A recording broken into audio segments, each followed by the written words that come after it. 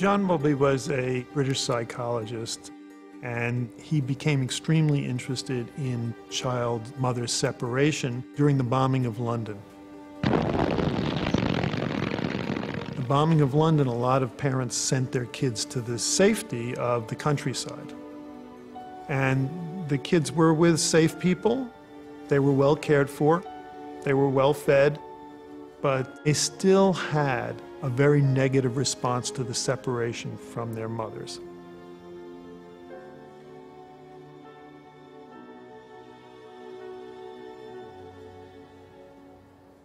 At that point, he looked at the biology that was emerging in primatology.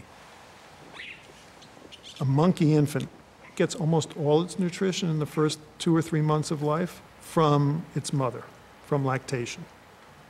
But the infant who's weaned still seeks proximity. You'll see the infant reach out and touch the mom's tail or touch its coat. There's a continuing lifelong desire for proximity and contact. And Bowlby and others have seen that proximity seeking and that contact seeking as being cornerstones of what they call attachment behavior. In the first part of the 20th century, behaviorists and psychoanalysts claimed that babies love their parents because you don't want to bite the hand that feeds you. The innovation of Bowlby was to observe that that can't be all, that what the child needs is not only to be fed, but also to be held by an understanding, sensitive, and responsive adult, and that optimal social and mental health outcomes will follow from that.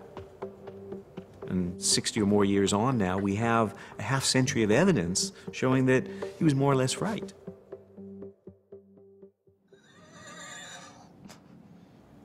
Our program at the Center for Babies, Toddlers, and Families is really based on the theories of John Bowlby, with the idea that we really need to help parents and children form a secure attachment.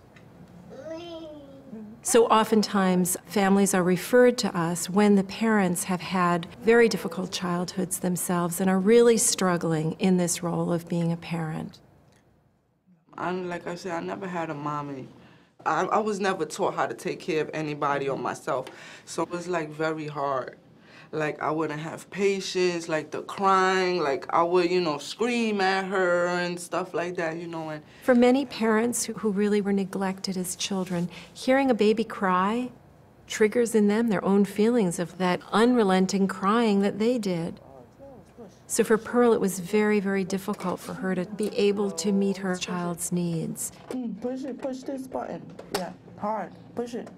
We've partnered with the Center for Attachment Research at the new school for a series of attachment measures to test that our intervention is effective. So come on in, Pearl. That's going to be your chair. So just put her down and let her have a go at whatever she wants to do in here. Okay. Okay? We measure the attachment relationship with a laboratory scenario that takes 20 minutes. The critical point is where the mother gets a cue to leave the room. Bye, baby girl. See you later. Some children look on the outside like they're very independent and seem not to notice, but physiologically are very aroused and stay aroused even in the presence of when that caregiver returns. By contrast, the securely attached child often notices, cries when the caregiver leaves, and when the caregiver comes back, easily turns to the caregiver and looks to the caregiver to be comforted, and then they can get back to some kind of homeostasis. Okay, you play with them. We think this response is one of the hallmarks of mental health. No. What is so interesting about childhood development is that we know a lot about the long-term, lifelong consequences of early life adversity, ranging from psychological effects like substance abuse and depression, but also biological consequences like increased incidence of cardiovascular disease, diabetes, and a whole host of other physical ailments. One of the things we know that can lead down the path towards cardiovascular disease is chronic inflammation. Inflammation is a biological response that helps the body counteract an infection. The body produces chemicals which activate the immune system and allow it to get rid of the infective agent.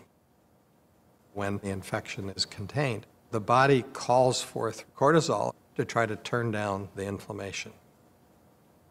Now, this is all good, but there are situations, especially connected with traumatic experiences, in which that cortisol response doesn't happen. So these people who had these adverse early life experiences had elevated levels of inflammation, which is at the heart of cardiovascular disease. So cortisol is very important. That's my boy. The way that we measure cortisol is through a saliva sample obtained upon arrival at the lab and at the end of the lab visit. And our goal is to, over time, impact patterns of cortisol. Is that okay? At our initial measurements of these families when they were beginning the intervention, we see very low levels of attachment security as measured by their behavior. But when we look at families who have participated for 6 months or more, we see attachment security at 70%, the same level seen worldwide. There you go. Because higher levels of attachment security correlate with more normal cortisol responses.